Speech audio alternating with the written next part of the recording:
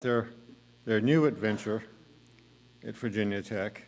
And Daniel and Sarah are going to share with us today about an ever-changing and alive ministry they have going on down at Virginia Tech. So this is Daniel and Sarah Patino.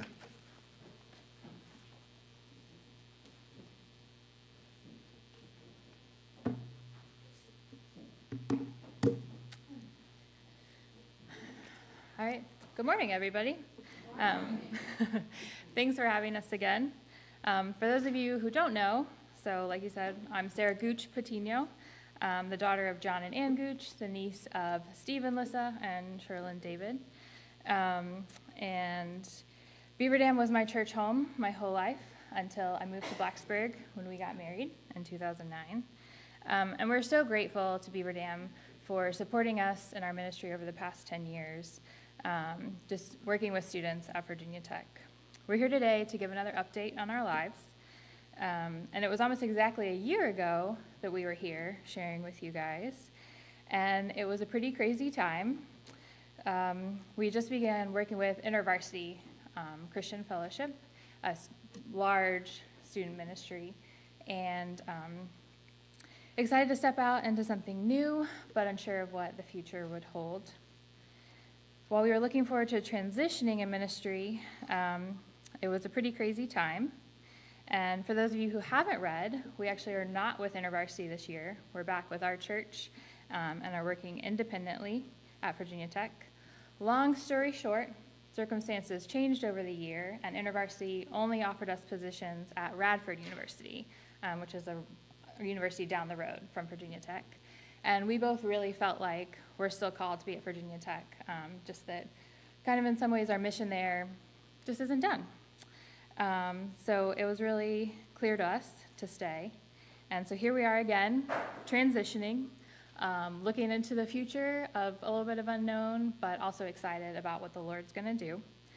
On top of that, we are actually closing on a house, which is very exciting. So again, life is pretty crazy. And I've actually been working lots this summer because I work another part-time job. And I'm working up hours so that I can take time off when students come back. And with all the packing and the working, typically Daniel and I will tag team when we do this, but he's actually going to do the talking today. And so, yeah.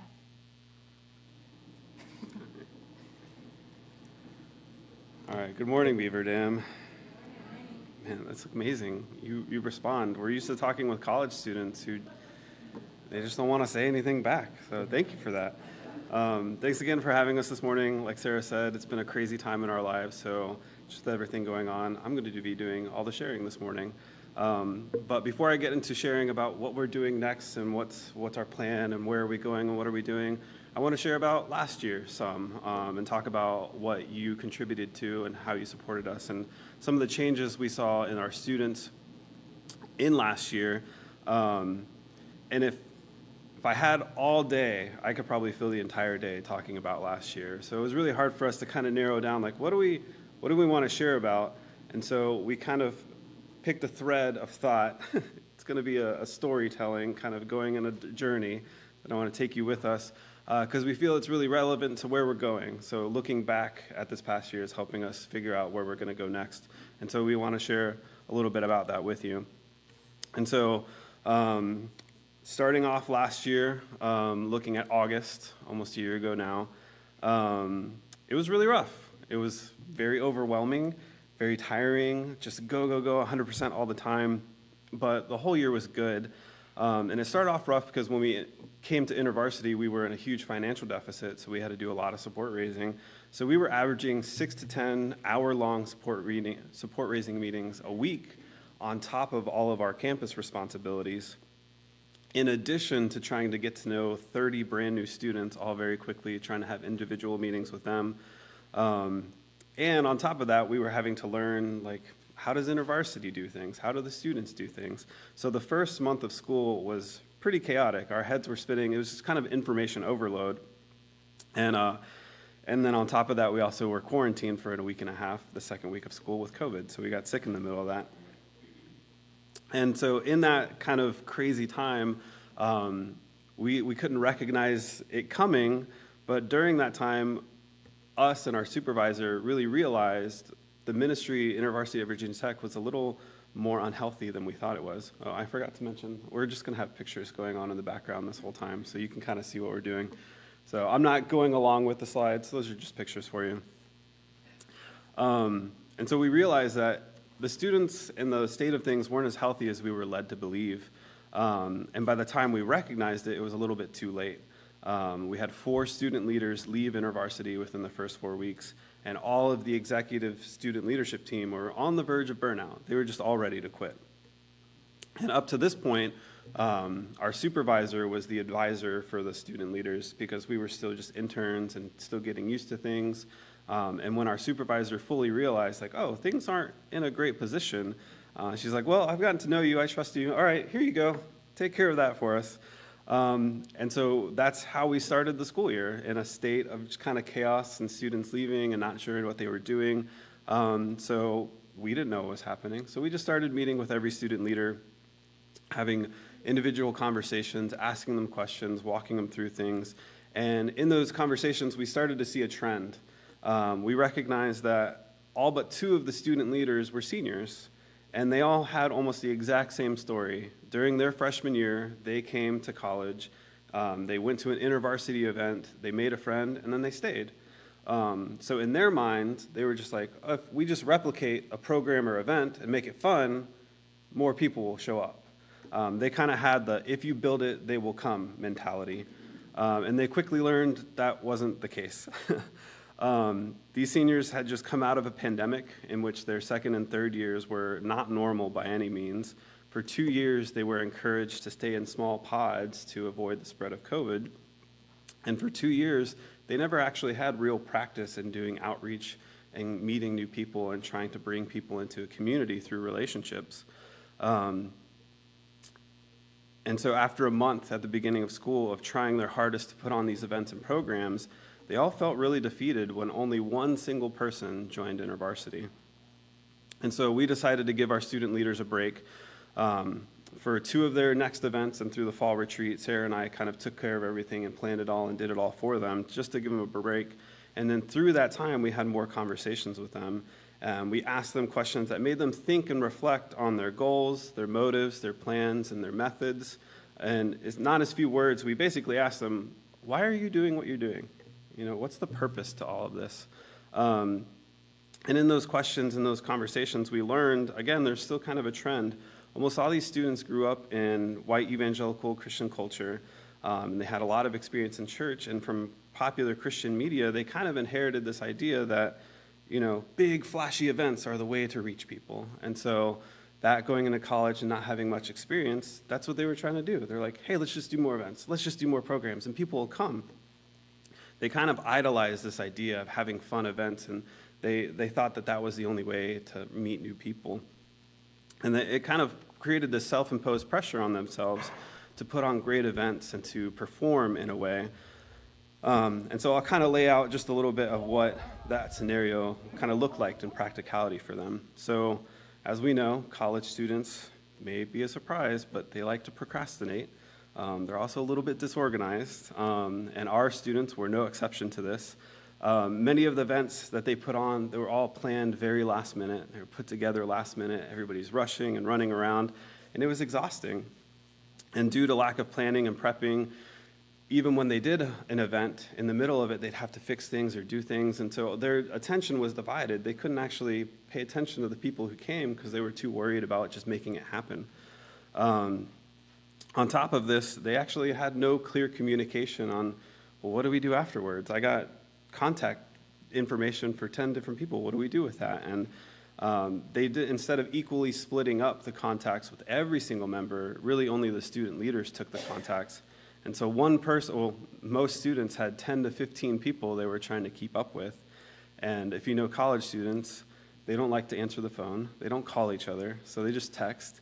And they're also pretty bad at responding to texts, too. So you had one student trying to reach out to 10 to 15 students, and then they would get discouraged when they wouldn't get a reply for a couple days, or they wouldn't get a reply at all. And I think Ultimately, they just got really discouraged. But I think probably the most important thing that we found is that all those leaders, all they did when they texted somebody was to say, hey, we're having this event, we're having this program, and they only ever invited them to something to do. And I think that's when our students learned kind of two big things, is that people respond to people and not programs. And then the second, they realized their capacity of not, as a senior trying to finish out school, nobody has the capacity to take on 10 to 15 brand new friends all at once. They kind of realized that their methods of imitating what they were taught kind of growing up and the way that culture has taught them, it just really didn't work out that way. Our students began to realize they put more time and energy into programs and events instead of the people that actually showed up to the events. They lost sight of the fact that the events and programs were just a means to meet new people and not the ends. They're a means to build relationships and not the end of relationship. They realized that their only communication with people was just invite people to things. And so I want to share one testimony of a student who kind of encapsulates best a change that we saw through many of our student leaders. And so this one student's his name is Ferris, and tomorrow he actually starts a brand new job with the Navy shipyard in Newport News as an engineer. So he just graduated last May. And so Ferris grew up in an evangelical Christian home, attended a private Christian school his entire life. When he came to Tech, he saw it as not just an opportunity to get a degree, but as an opportunity to share the gospel with many other students. 2 years ago, even as a junior, Ferris, out of his own initiative, would just go on the drill field and hold up a sign and said, "Who is God?" Just to start conversations and to lead people to the Lord. Of all the other students, Ferris was probably the one who took on the most contacts, tried to follow up with the most people and reach out to the most people. He was the most passionate about reaching others. And because of this, he was also the one that was highly discouraged when only one new person joined InterVarsity out of close to 100 new contacts at the beginning of the year.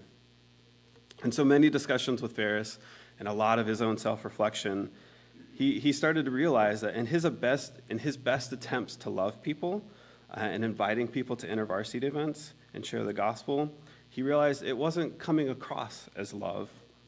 It was coming across that Ferris really only cared about sharing a message with people, or Ferris only really cared about their attendance at InterVarsity. So Ferris took that, learned, went on winter break, and then came back with a renewed sense of like, all right, I'm going to do better spring break, meet some new people, we're going to start all over again. And so the second week of school, InterVarsity held a lot of outreach events, spring semester, so this would have been in January. And in the past, Ferris would have volunteered the most to reach out, again, to as many contacts as possible. But learning from his past, he said, all right, now, I'm a senior, I'm trying to graduate, I got this huge senior design project, I have time for one person. So who's going to be my one person? And for Ferris, his one person was Ty. And through an awkward encounter, I actually met Ty just a few hours before our Bob Ross paint night in the Student Center. There's probably some pictures of the paint night that are going through. And it was just a very chance encounter, very awkward conversation, just very short. And came to find out Ty recently had rededicated his life to Christ and was looking for friends. And so he said he'd come to paint night. And Ferris got to know Ty at paint night, got his contact information. And then just kind of out of habit, the next day, Ferris said, hey, you want to go to church? No reply. And then the next day, hey, you want to go to Bible study? No reply. Hey, we're going to have this event. You want to go to this event? No reply. And so after many failed attempts, Ferris kind of realized, oh, I'm doing the same thing all over again. So instead, he texted and said, hey, do you want to hang out and get lunch with me? And immediately, Ty responded, said yes. And so it was just amazing because they formed a relationship. And in that first lunch they had together, Ty told Ferris, you know, I really felt like you were only inviting me to stuff, and I don't want to do stuff. I'm really looking for a friend. And so throughout the rest of the semester, Ty and Ferris hung out often. Sarah and I would see Ty every once in a while at random events where Ferris was at. Ferris had a band he played in with some of his friends, and they would have a concert here or there. You know, nothing big. and Ty would be there. We would see Ty on campus with Ferris every once in a while, and we even saw Ty at Ferris's graduation party. So we knew that Ferris was continuing his friendship with him all semester long, but never once did we see Ty at an InterVarsity function again. And so through those interactions with Ty, and really more through Ferris, we learned that Ty was really struggling at Virginia Tech. He was struggling with loneliness. He was struggling in school. He was struggling financially, and he had no idea what he was supposed to do in life. But through Ferris, being a friend, was able to have conversations, pray with him, and Ty finally figured out a plan. So Ty finished up last semester. He's going to move to community college close to home and pursue nursing now. Completely different than, I think it was chemistry beforehand. And so Ferris really learned that the gospel isn't just a verbal message about the redemptive love of God and power of Jesus, but it's something that we're supposed to embody and something that we're supposed to live out. And it takes action in the form of love to other people. And so for Ferris lived the gospel for Ty, and that just had a huge impact on Ty. And so that's just one story of what kind of we saw in a lot of students this past year, is they all came in and said, let's do events, let's do programs. And they were really discouraged when it didn't work, and it's because they realized they weren't caring about people first. They learned also that the gospel has to be embodied, and it's something that we have to live out every moment of our day in every single aspect. Our students learned that loving people well also requires them to kind of leave the comforts of their own Christian community. So for Ferris, he was super involved with InterVarsity, but to be a friend to Ty, it meant doing stuff outside of InterVarsity. It requires people to go out and love unconditionally, to make people feel valued, to make people feel seen, heard, and like they belong, and also help practically to meet their needs. And some Christian communities are better than others at doing this. Obviously, Virginia Tech InterVarsity at the beginning of the year was not so great at this, but they definitely did a great job in learning and changing, and they're trying to improve further. And so, again, this is kind of a train of thought that I'm going through, so just bear with me going on this journey. What we saw in Ty was a loneliness. And that's something that we've been seeing growing on campuses, not just at Virginia Tech, but across the nation. In 2019, Virginia Tech created a mental health task force. And in that task force, they did many different studies. And one of the most surprising studies is they found of Virginia Tech students in 2019, 1 in 4 students regularly felt extreme loneliness. And that was in 2019. So we can only imagine what the pandemic has done since then. But that's something that other national studies are also consistent with. And working closely with students after the pandemic, we can definitely see loneliness and mental health is definitely a problem on campus. And so Sarah and I both were reminded of this kind of aspect of loneliness and the desire to have community and relationship with people when I received a call just this Monday morning, 6 days ago. I received a call from a student. His name is Riddish. Like British, but without the B, so Riddish. He's from India. He's an international student. I met Riddish 5 years ago while slacklining on the drill field. It was his first semester as a freshman, straight from India, had only been in the country less than 2 weeks. He was looking for friends. So he started coming to our dinners. He started coming to slacklining. And over time, as Riddish made more and more friends, we would see him less. But in our time together, Riddish learned that if he ever needed anything, he could call us. We helped him practice driving in our cars, which was terrifying. I took him 3 times to the DMV to pass his driving test. He failed all 3 of them. If he asked me again, I'd still take him. We helped when his roommate's dog broke his leg. We helped him find swim lessons. Riddish trusted us and felt safe with us. But more importantly, Riddish knew that we cared for him. And so the last time we saw him was at Thanksgiving last year. Him and 2 of his roommates came, and we had Thanksgiving together at a home. We just ordered Chinese takeout, and it was one of the best Thanksgiving meals ever. I highly recommend it. You don't have to cook or anything. Riddish graduated this past May with a master's degree after 5 years. He did an accelerated program. And so when he called me on Monday, I was really surprised, and I picked up the phone, and he said, "Hey, I'm in town. Do you want to meet sometime soon to talk about church?" And I was like, "Okay," because Riddish isn't a Christian. So we ended up meeting that night, and we talked for over 2 hours. And through the pandemic, he shared that through the pandemic, he had a really close group of friends, like very solid, close group of friends. And all of his friends graduated in May. They're all gone. They all got jobs or moved on. And so he's been really lonely this summer. And I wish I would have known he was there because he could have been hanging out with us. And so he realized he's lonely and he needs to make friends. And he's so desperate to make friends that he said, I want to join a church. He realized that through experience with us and through other Christians, he's like, churches have great communities. I could go make friends there.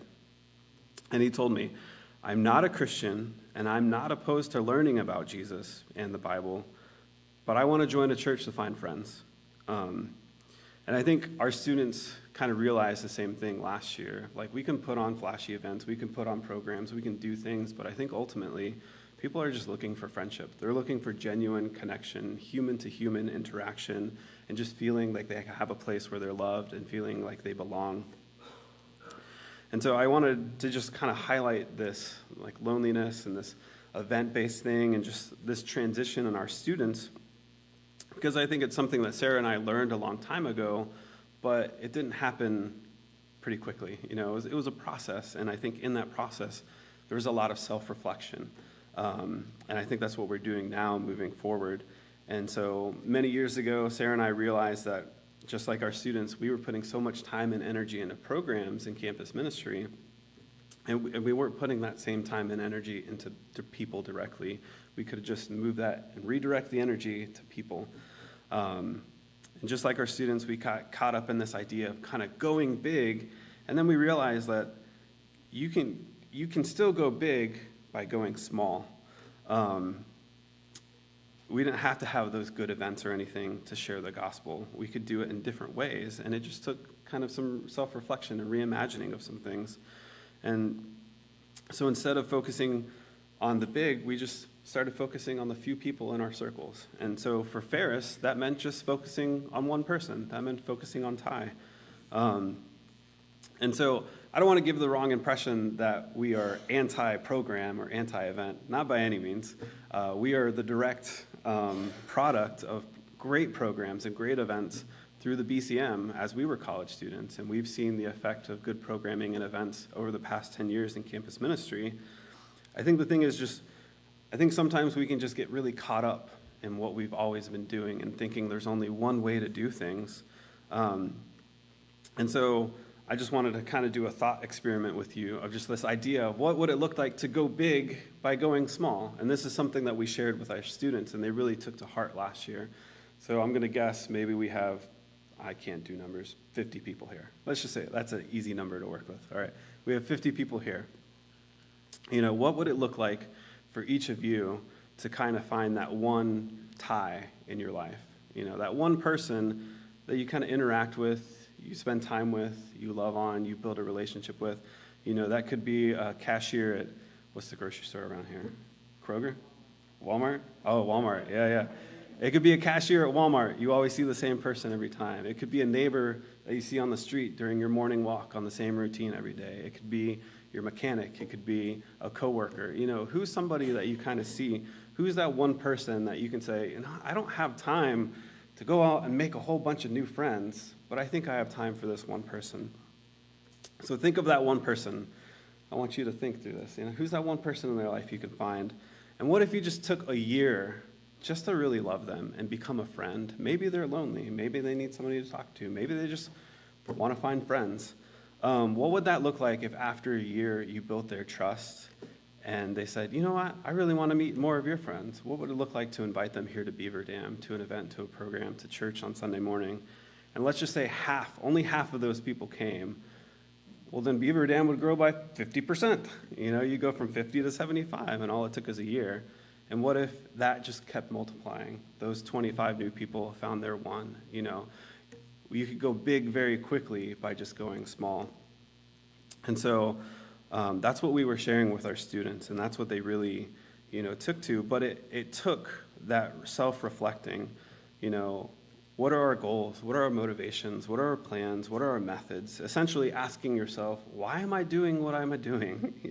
Am I doing this just because that's what I've always been taught? Or, is the Lord really in this? And so I want to, challenge you guys to think the same thing that our students did. And that's what Sarah and I have been doing in this season. As we're in a transition, we don't want to rush into something and say like, all right, in August, we're doing this new thing. And we've only had, 3 weeks to think about it, but we're going to do it, We really want to take time to reflect and say, why are we doing what we're doing? And we want the Lord to guide us, because maybe, we just finished 10 years of ministry. Maybe there's something new that we're supposed to try, just like our students did this year. But I think in all of this, I'm trying to bring it back to Scripture, because that's really important. It reminds me of a specific interaction that the Pharisees had with Jesus, and there's many interactions. But I want to preface it by saying I think sometimes we give the Pharisees a bad rap. We're like, oh, you're the bad guys. You got it all wrong, and they were horrible. Never be like the Pharisees. Like, oh my gosh, how did they miss it? But if you look at it, they were actually doing the best they absolutely could to be faithful to God. They were doing everything they knew how to please the Lord, to do what they thought was right, and to be faithful to God. They were doing everything as perfectly as possible, and they were doing it all for the Lord. Not the Lord, for God. They didn't believe in Jesus at that point. They were doing it all for God, but they were just kind of stuck in their old ways of thinking and their old ways of doing things. And so it just reminded me of Matthew 9, verses 10 through 13. So imagine they're in this place of all we want to do is please God. All we want to do is please God. And so they come to Jesus. And it says, then it happened that as Jesus was reclining at the table in the house, behold, many tax collectors and sinners came and began dining with Jesus and his disciples. And when the Pharisees saw this, they said to his disciples, why is your teacher eating with tax collectors and sinners? Because again, in their mind, to please God, you shouldn't be, tainting Israel and making it unclean with all of these unholy people. They said that's not good. God's not going to like that, because they were so stuck in their ways. And so Jesus then heard this, and he said, it is not those who are healthy who need a physician, but those who are sick. Now go and learn what this means. I desire compassion rather than sacrifice, for I did not come to call the righteous, but the sinners. And for them, maybe some of the Pharisees took and learned what that meant and had a change of heart, but that was something radically different. And it took Jesus sitting down with these sinners, with these tax collectors, to really jar and mess things up a little to get these Pharisees to start thinking. And I think for our students at the beginning of the semester, they were just on this track of like, all right, if I just do it like I was taught in my freshman year, have this event, people are going to come, and like everything is going to be great. And things weren't great. And so Sarah and I, and with the Lord, like really tried to make them think of like, what does it look like to have compassion rather than sacrifice? Because I think for them, they were trying to sacrifice all of their time and all of their energy and do this and do that and do the whole rigmarole of events and programs, but they didn't have compassion for people in that. They lost sight of the people. And so, I just want to bring it back to Scripture. I challenge you to go, contemplate. What does it mean to desire compassion, or I desire compassion rather than sacrifice? And so again, this train of thought, where are we going in our future? I think for us, it's not by chance that Riddish called me this last Monday to talk and say, hey, I'm lonely, that he came to us. We only have one student in town this summer, so I told Riddish, I was like, well, you can hang out at our church home group, but there's no young people. It's just us and one other student, and we recommended another church to him. And I invited him to home group and hang out with us on Wednesday, and just 2 days later, this past Wednesday, he said, oh, I already contacted the other church. I'm going to go to dinner and a movie with them. I was like, great, go do that. You don't have to come with us. Find friends over there.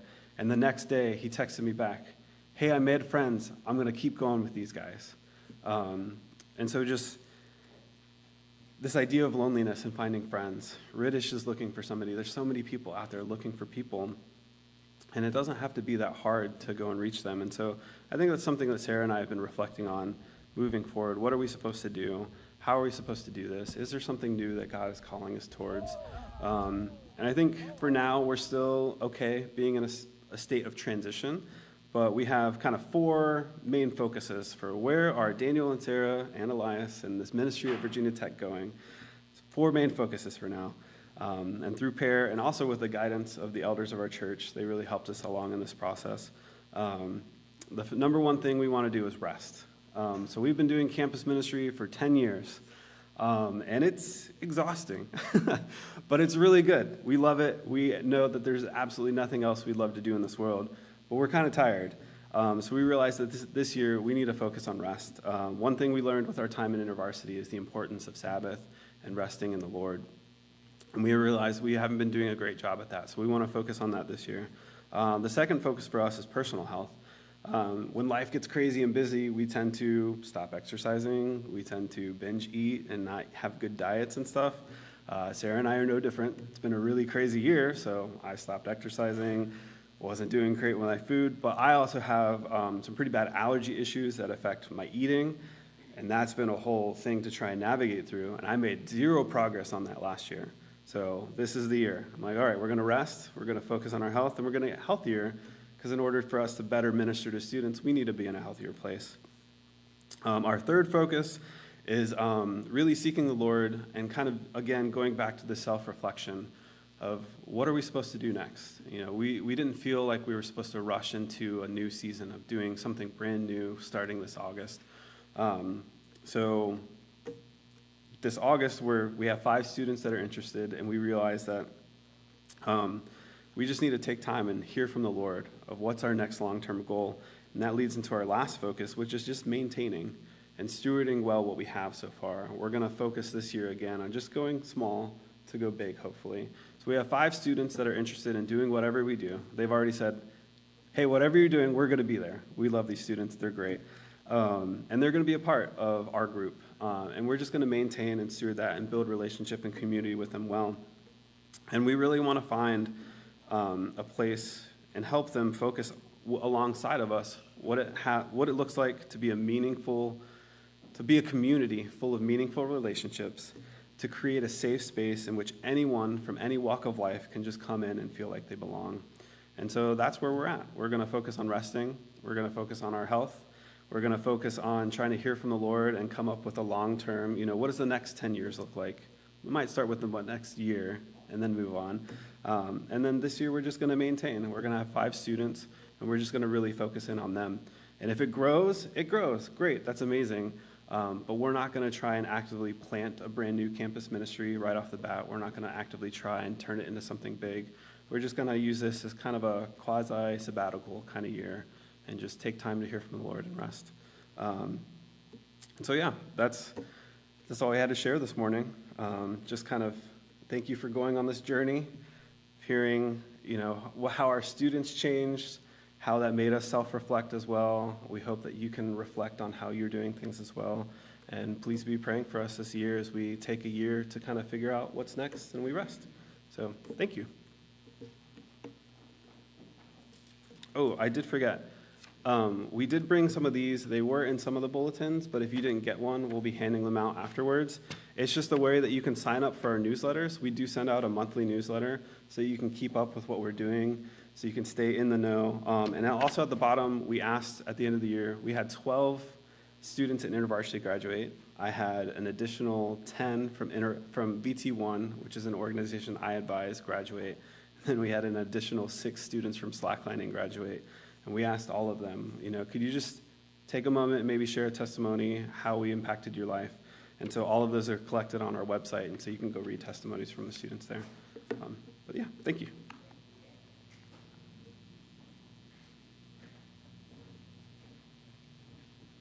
Thank you, Daniel, for sharing with us.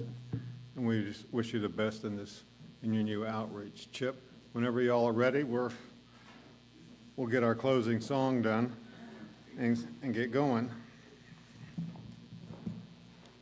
This is in page 384 in your hymnal, because I looked it up so we could all sing, hopefully. Bond of love. We are one in the bond of love. Let's hope it's the same words that we're singing up here.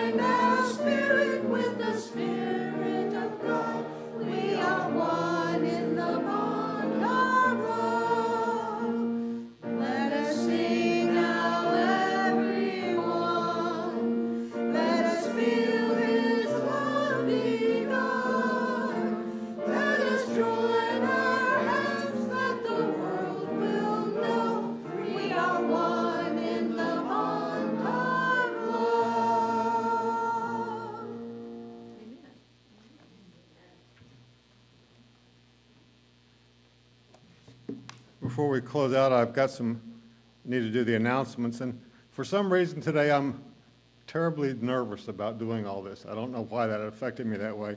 Matter of fact, I was so nervous I think I could thread a sewing machine while it's running. So I don't. Anyway, as far as some announcements, right after this service, we have our meet and greet and then our Bible study over in the fellowship hall. And coming up, the fun night was changed from this past Friday night because of the heat, and we're now rescheduled for August 11th at 7:15 for the ice cream social out under the outside area. And I see that Tom has got everybody together, and we're going to go see the Richmond Flying Squirrels again. And that's going to be on Saturday, September the 12th. There's a sign-up sheet out in the hall. And next Sunday, join us, and Greg will be back, and we'll be having communion.